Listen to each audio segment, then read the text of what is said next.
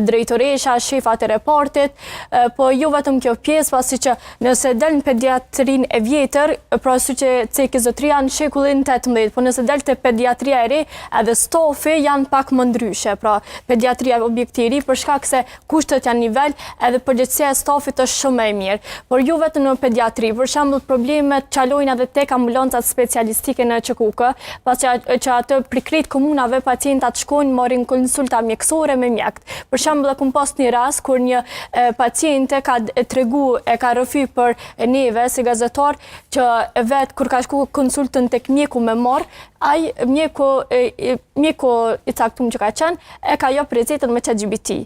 Edhe na pankumi kur domethënë nxënësit po kopjojnë për teste, po ndërkohë që kjo është problemi kryesor. Pra mjekët e receta tash janë të jap me ChatGPT. Edhe nuk është vetëm një rast 2-3, po janë 10 raste. Mund ta marrim këtë si fakt? Po, mundemi me marrë si fakt për shkak se kena me vazhdu ditëve vazhdim kena me umir edhe me këtë problem që sfundmi është një problem i ri tash në QKK. Prej se ka dalë ChatGPT-ja me pati mjekun, kam ta dhënë recetën e njëjtë sikurse edhe ti vetë ke lyp që ato, pra s'ki nevojë. Në këtë rast deshta me pyesë çish kanë mundje pacientat të qetësuar në pjesën e mendjes, çish kanë me marr atë borën, çish kanë me përdor kur mjeku me ChatGPT ja ofron ata.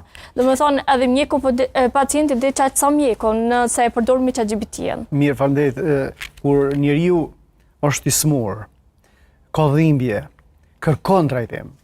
Dhe tash ai në këtë rast kur ai ulet para mjekut dhe i tregon simptomet cilat ai po i ndin. Po.